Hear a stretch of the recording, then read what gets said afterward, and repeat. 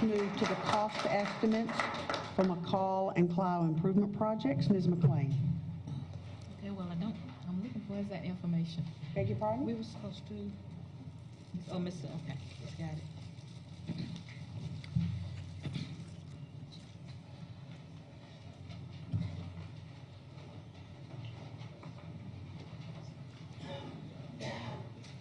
I don't know why it was put on your name, because Well, I asked for it because at our last meeting, it was supposed to be put on the agenda. yeah, we asked for $25,000 for some property in McCall, and which, I mean, that's fine, but there were so many needs in Clio, and the question was, we had the $25,000 estimate for McCall, but we didn't have any information for Clio. That's why I asked for that information. I think what we voted on, your motion in the last meeting, was for them to bring us this information. Right, and we have it. We have it now. That's what I need. Who's going to do this? Dr. McLeod? Thank you.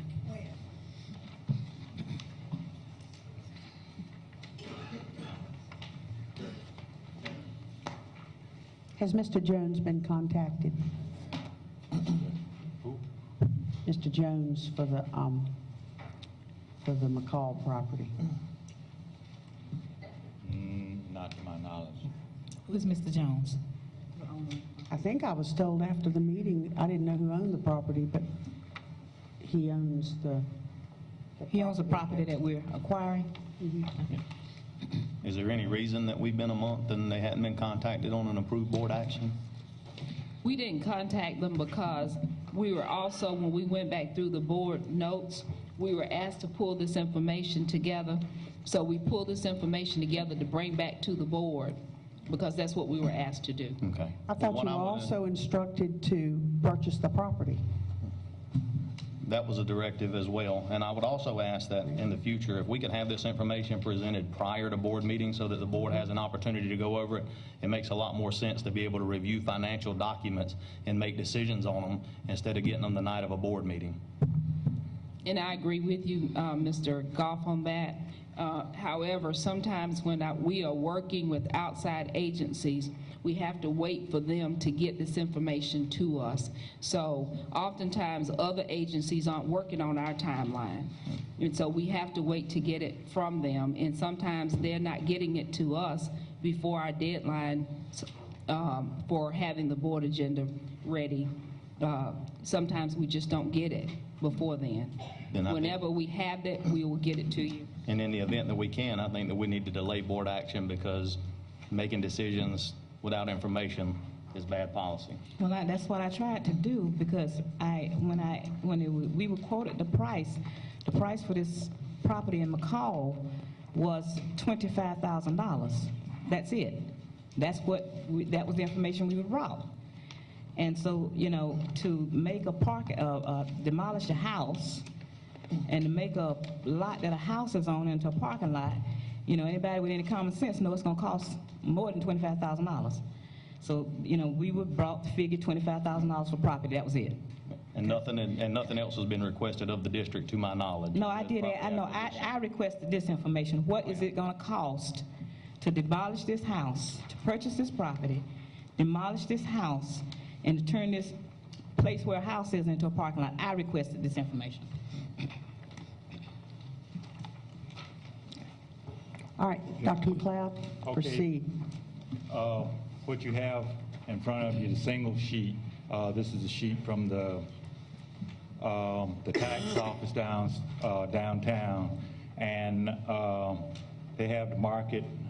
They use the market approach for the evaluation of the land. They said that the land was worth $3,289, and the improvements on it, which would be the house that's on it, is worth $13,626 for a total of $16,916. The estimate that we have from Mr. Furr's firm, Furr Grading and Paving, in order to put 28 parking spaces on a paved area out there, the total cost would be $73,450. And the one thing that's not included in that would be to take down those stumps and trees that are on it. And on the last sheet, you'll see where Mr. York gave us an estimate of $4,000 to take that down. So the total estimate for, improving that property to where you can use 28 parking spaces would be a total of about $77,000. That's excluding the price, the cost, Yeah, the $25,000. That's excluding the cost of $25,000.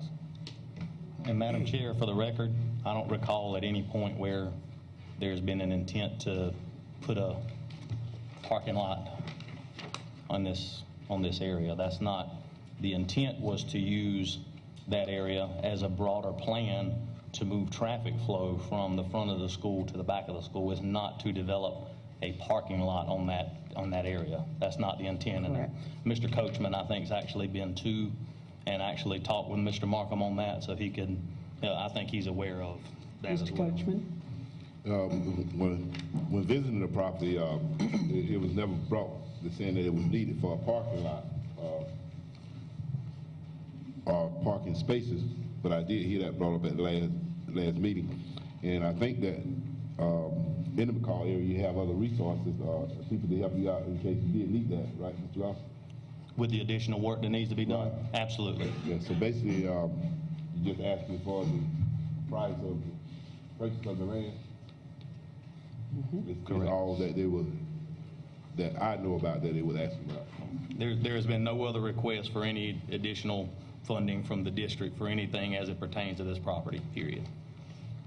Okay, so for me to be clear then on the information, all that's required from the district for this property would be the $25,000 as requested, correct? That is correct. Okay, all right. Okay, I have a question, because when this was originally brought, they said that the house would be demolished.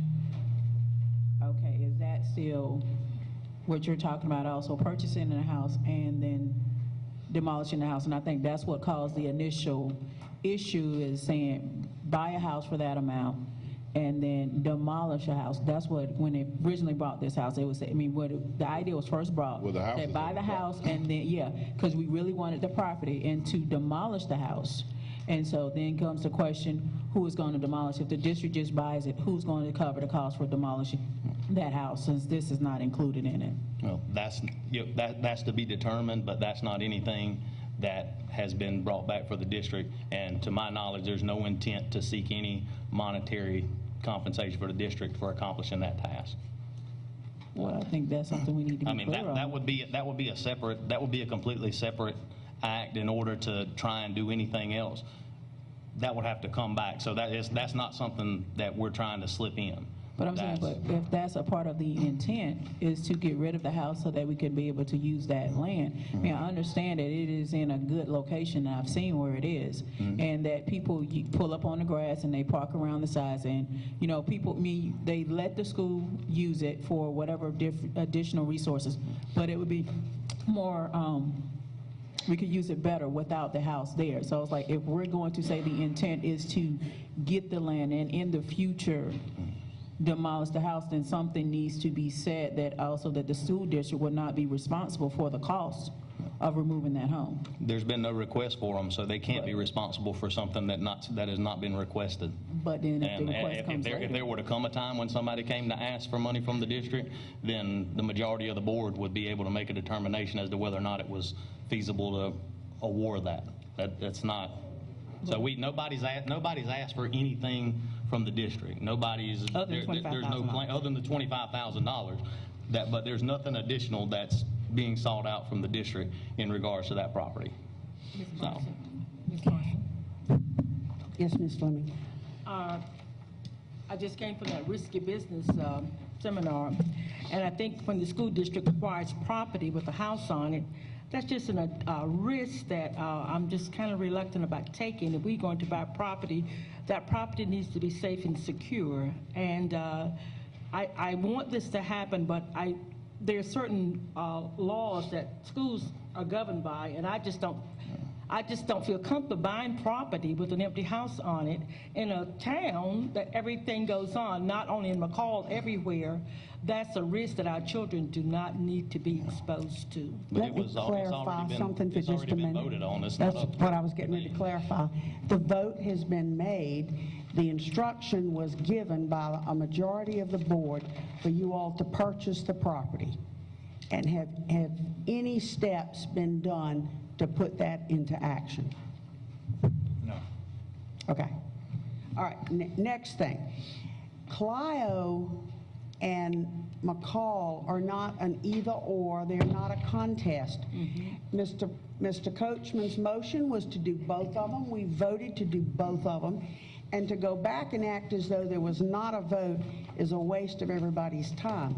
Let's move forward on getting Clio squared away and estimates done. Have any estimates been done for Clio? We have estimates. All right, And okay.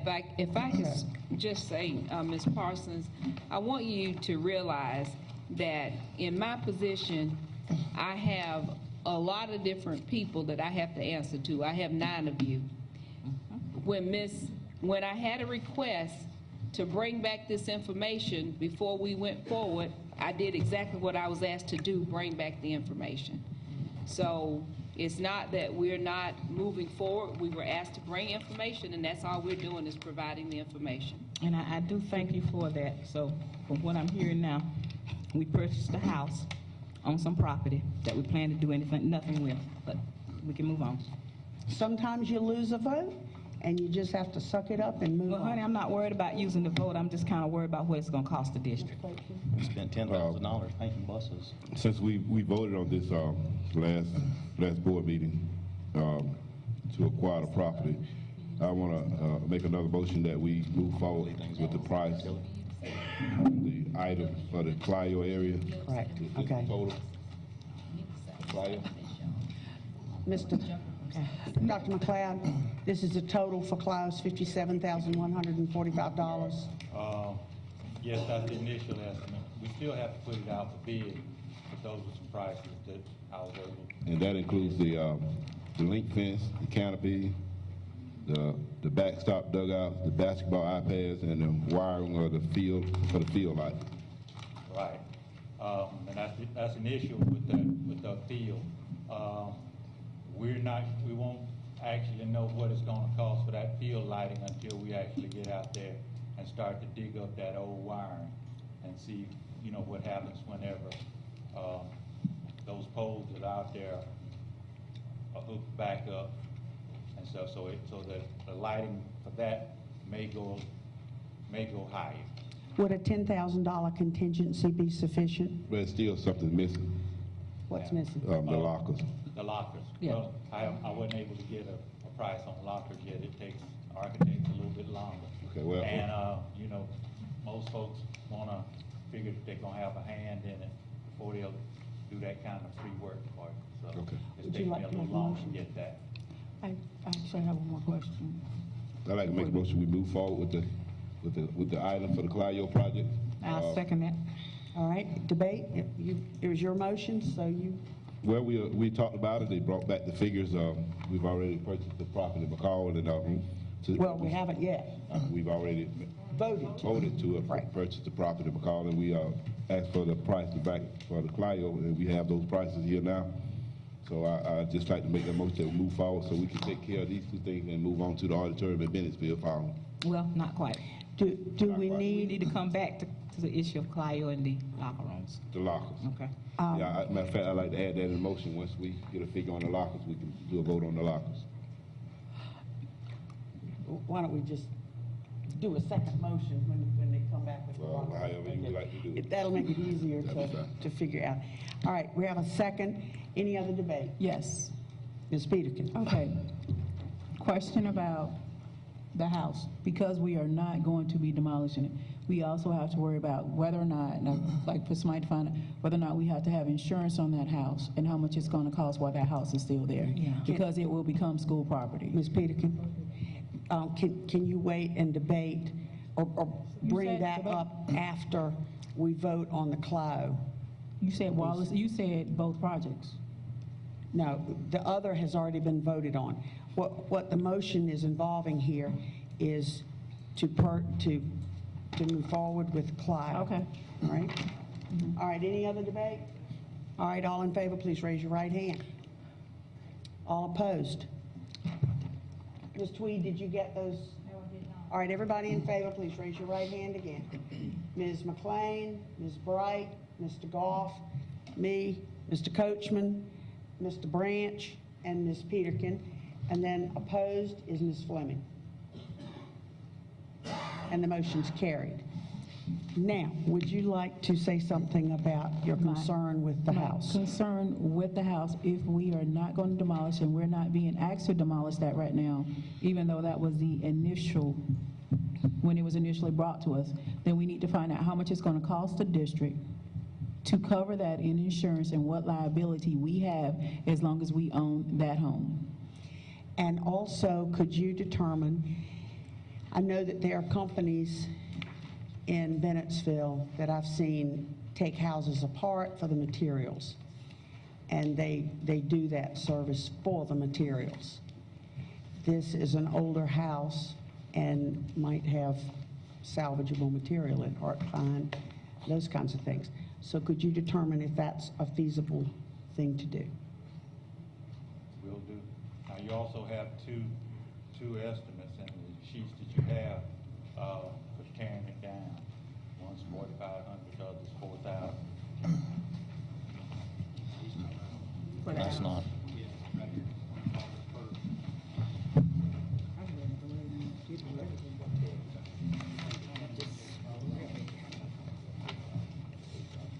So 45,000. Yeah.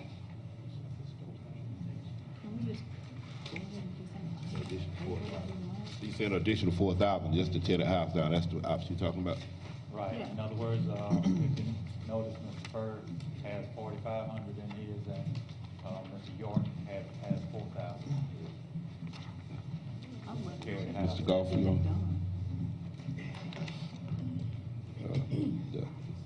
Did you have something you want to say? No. Okay. All right. All right. Any other issues with this? All right, thank you.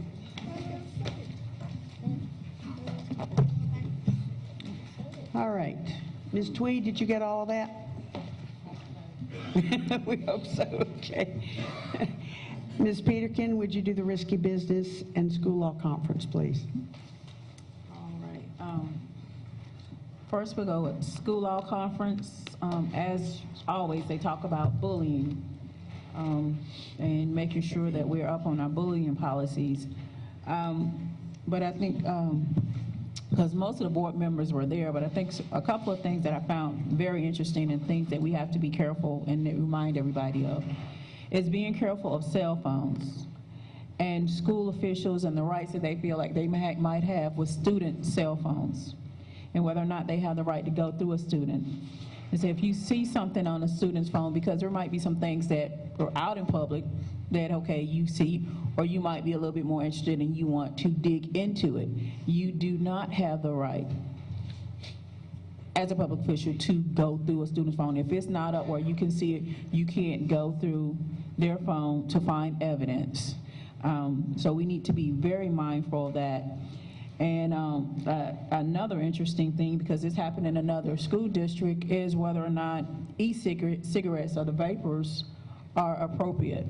And some school districts are, they've had that issue because teachers have pulled them out in the classroom. And that's one of those things, before it comes here, to go ahead and put it out, that that's something that is not appropriate, and that's something that you don't want to encourage your students to do.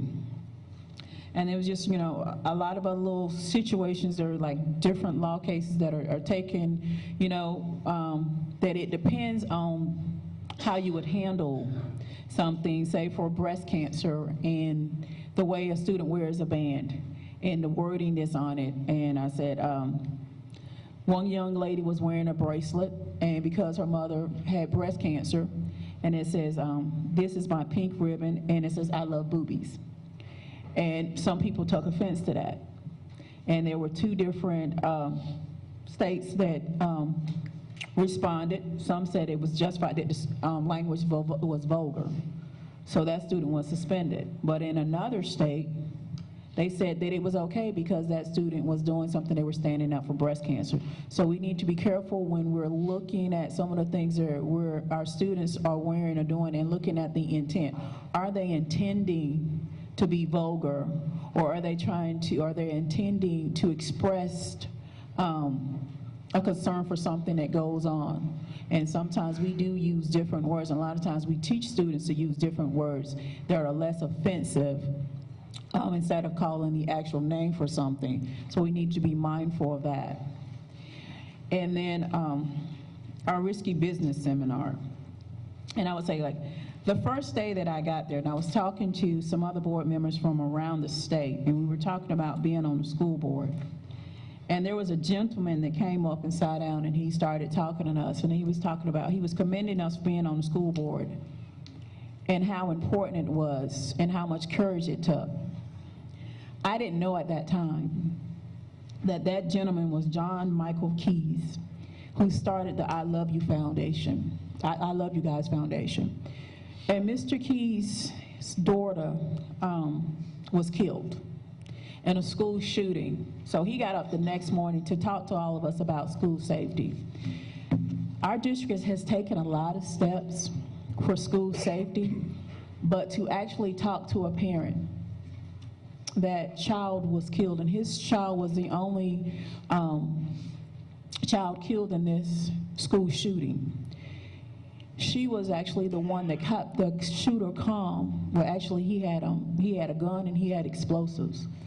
And this was a school that was right down the road from Columbine.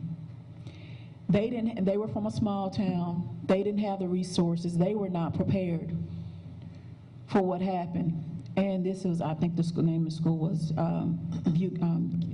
something, Pike Canyon or something like that. But they were in the middle of a canyon. Pike Canyon, thank you. And, but he tells his story about the last conversations that he had with his child and how important it was to have a text phone. And this was just in the beginning of having text phones.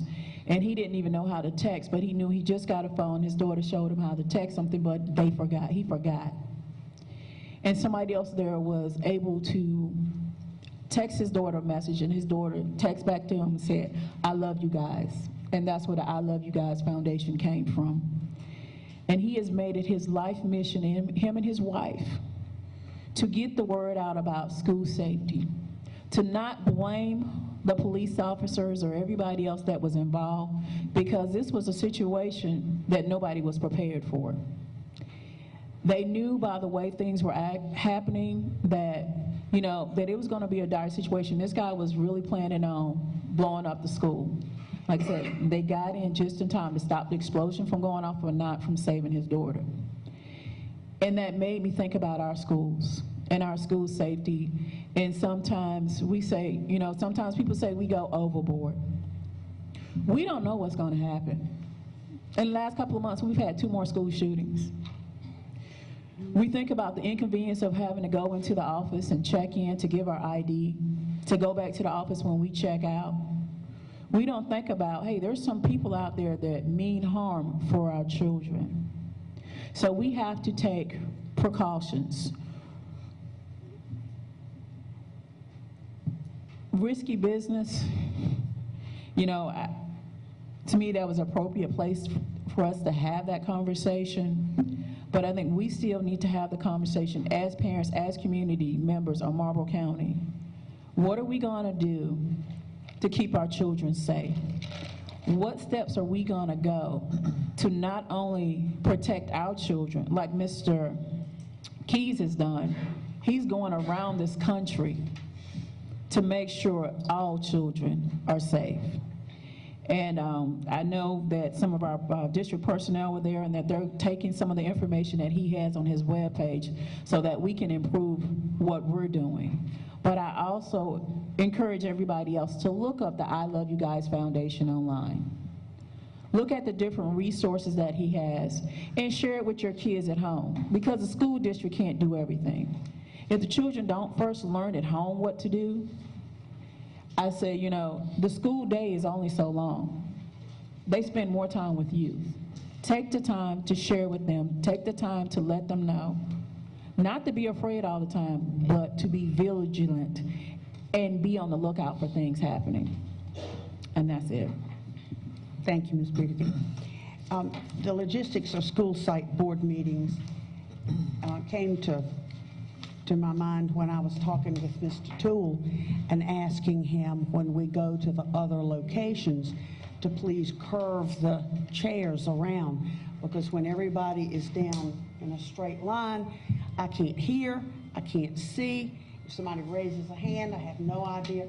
It's helped tremendously when Ms. Bright moved around this way, because I never saw her on the other side of Mr. Goff. And I want to be able to recognize people when they want to speak. And he said that that was a difficult thing in the various schools, said it's going to be particularly difficult. We're supposed to be in Blenheim next month, is that correct? December, I believe. McCall, okay. Or maybe we discussed Blenheim. But then he said that they have to carry tables and chairs and that kind of thing. So it takes a lot of time for everybody to set this up. And several things came to mind. Number one, he mentioned they were talking about buying tables that could be moved from one school to another. And I tend to be conservative about spending money. So I asked him to bring forward the amount of money that would be required to do this. I don't know if he's had an opportunity to look it up yet. Do you? I've not got those numbers yet. Okay, well, let's bring that up next month. But the other thing that I was wondering, do the schools have those long tables that fold, you know, those white things you get at Walmart or somewhere like that, that could be set up, and not, you know, not something fancy, but if they have them in the schools already, if there's a feasible way to do this without making people work extra hard to do this, I think we should do that. If not, let's just have an open house at the schools and go ahead and have the meetings here, and then y'all just have an open house and invite everybody, and we'll come have a party. A simple party, just punch and cookies or something, you know, and people walk around and see the school. Can't have no punch.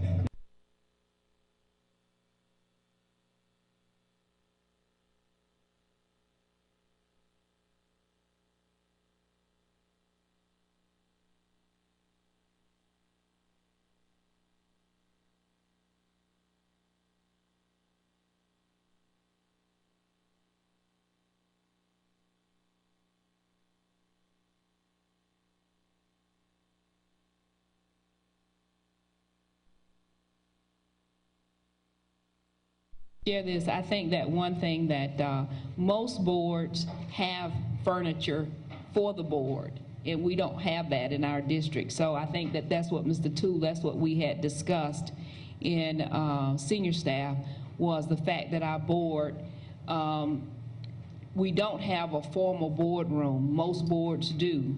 They have a formal boardroom. They have certain type of modular furniture, and we just don't have that. So that's what we were discussing. But we can always just use the tables that are at whatever location where we are. All right. Yes, ma'am.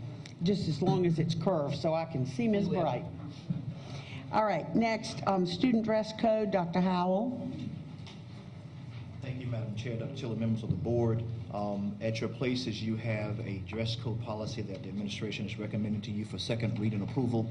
In our last board meeting, we've presented that policy to you for first reading approval. The board approved the policy and asked us to redact the portions that had to do with school uniforms, and you see that in red, that have been struck through and redacted as per your direction. Therefore, the administration so recommends. Is there a motion? I'll make the motion that we approve the dress code policy as presented. Is there a second? A second. Any debate? Without debate, all in favor, raise your hand. Motion's carried unanimously. Thank you, Dr. Howell. All right, next we need a vote on trips. And Dr. McLeod, we've got 1, 2, 3, 4, 5 trips. And is funding already squared away? Yes, ma'am, in the sense that with the senior trip, I think that's all a student. In other words, if you want to go, you have to come up with your own money. All right, is there a motion Madam Chair. to do them all May I say together? some- May I say something? Sure. Okay, Dr. McLeod, I see some of them, they having only 10 chaperones for like 50 children. I mean, one person got 10 children. They have 50 children going and one person at 10 children. Is that standard? I mean, could they have like 2 chaperones for that many children? No, 10 per person is standard. Sometimes they ask them to, depending on the age of the child, to have more. But 10 is usually standard for, I guess, your middle school on up. If you got smaller kids, then they usually will have more. And they just going so far. Oh, and down the floor. Okay, I just wanted to ask you, was that standard? That Yeah, it was 10 one chaperone to 10 children? is standard for middle school on up. Would someone make a motion, please? Madam Chair, I move that we approve the 5 field trips presented. I second. All right, all in favor, please raise your right hand. All opposed? Ms. Fleming? Which way are you going? I'm fine, I approve it. All right, so we're unanimous. Thank you. Thank you, Dr. McLeod. And then an update on school projects. Okay, if you take a look at the screen behind you. Okay, what we're getting ready to look at is the Wallace project as to where it was as of this morning. Next slide. Next slide. Okay, next slide. Now, this is what this area looked like just before the board meeting last month. Next slide. That's what it looked like this morning. Next slide. What was that? Back up. Okay, that's what it looked like. Okay, that's what it looked like just before board meeting last month. All right. Okay, this morning, that's what it looked like. What's that blue stuff? They're getting ready to pour the shadow. footing. What now? They're getting ready to pour the footings in, and they got them all marked off now. Oh, okay, all right. You got a lot of activity. Okay, got you. Okay. Okay, next slide. Okay, that's what this area looked like. And this morning, next slide. That's a view of where that main hallway that runs the width of the building is going to be down through there. Next slide. This is what this area looked like last month just before board meeting, and this morning. Next slide. That's what it looked like. Next slide, Mr. Two.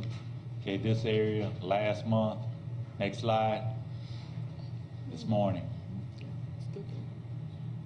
And next slide.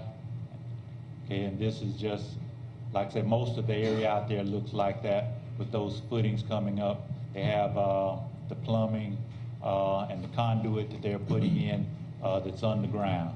So the majority of the area out there looks like that. Next slide. Next slide.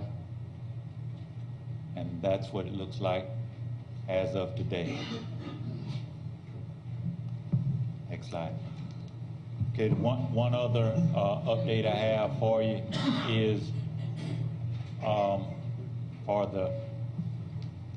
the complex at the baseball. I've been in conversation with PCI. As of Friday, he seems to have a price that's going to be under $350,000. I won't come with I won't give you the exact number that he gave me because others still have to bid on it. Did they give us a time frame as far as once once? Hadn't talked about the time frame yet, but we're going to go ahead and ask for a proposal and put that out there so that we can go ahead and let anyone else bid on it that wants to bid on it also. Who was that, Doc? PCI. And where they out of? Out of Laurinburg. Laurinburg? Right. And that's down from $750,000, I think. to under 350. You're heading in the right direction. Thank you. Appreciate your work on that. Thank you. Dr. McLeod, before you leave, I want to ask you a couple of questions about the Wallace project. I'll probably in a minute. Sure. It's your ink pen. I don't want to miss a few things. After visiting out there, I usually try to visit out there at least 2 to 3 days, try to see what's going on where we're at. But during the tearing down of the band building, and you may not be able to help me, but you may be able to get the information.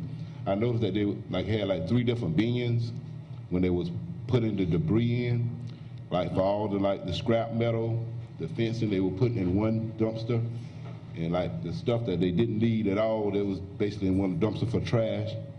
And like they had Fur was out there removing the trees, and the truck, I kind of followed the truck when it left with the tree, and went down like Willamette way, the paper mill way. So I'm like, is this money, is the metal going to the scrap yard, and the trees going to the paper mill? Is this any money that's going to be coming back to the district, or does the construction company own the building when they demolish it and tear it down? In other words, anything that we didn't get before they started tearing it down, it went to them. Okay, even the brand new central air and heat unit that we had on the band building, we just put. No, we got that. We got that? Okay. Anything that was out there that was any good, we got it. Okay. I mean, we got the basketball goals and stuff too. Okay.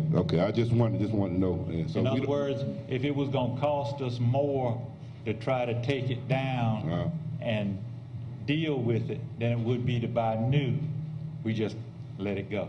I followed him with them trees. Now I know where he went with them. I just want to know. I just want to know if we can get into that stuff.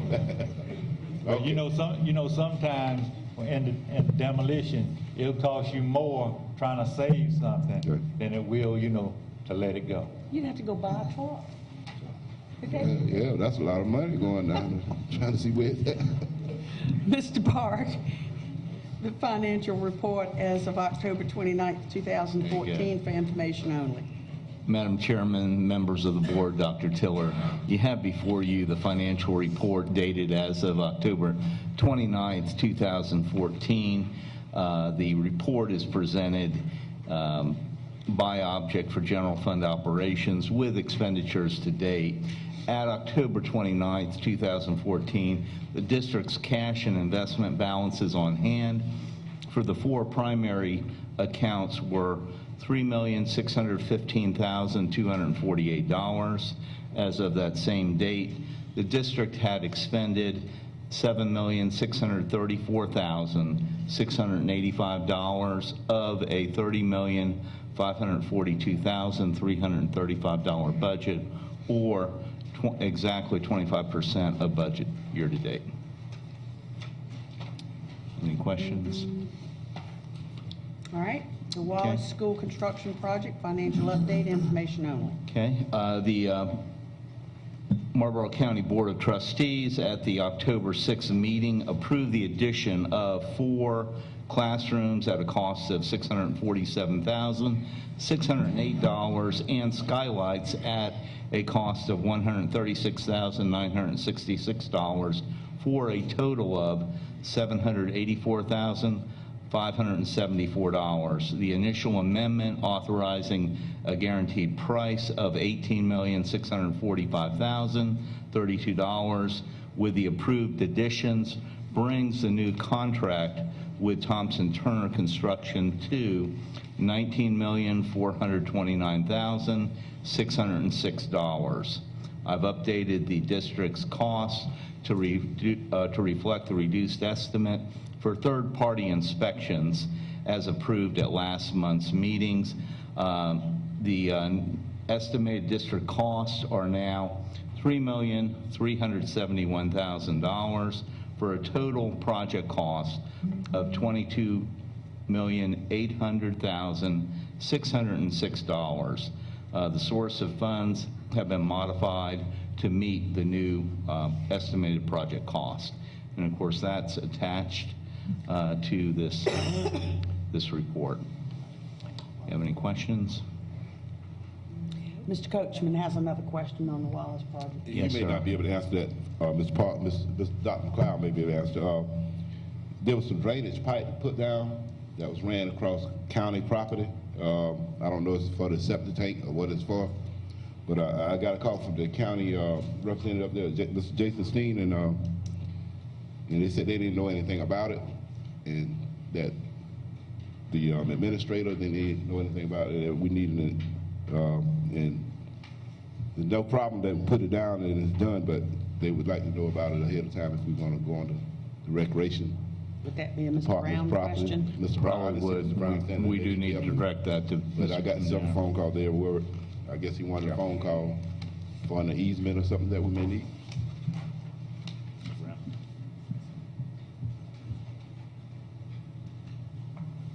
Good evening, Madam Chairman, Board, Dr. Tiller. To answer your question, I received a phone call too from the county administrator, and I've responded to him. I'm going to verify it in the morning, but our plans are to go on our property. It was drawn with a force main that will go to the highway right of way, and will go across in front of the Marlboro County Sports Complex with a force main on the right of way. So we're not infringing on their property at all. But I'm going to confirm that in the morning. But that's what it is. It's a force main to go down to the drainage field. Yeah, that's what I figured it was. Yes, sir. Thank you. All right, thank you. And are you through with yours? Yes. Okay, all right, thank you. I need a motion, please, to go into executive session, and Dr. Tiller, it's for personnel, and that's it? Yes. All right, for personnel issue. And would someone please make a motion? Madam Chair, I make a motion, we go into executive session to discuss personnel issues. Is there a second? All in favor, raise your right hand. And the motion's carried unanimously. We're in executive session.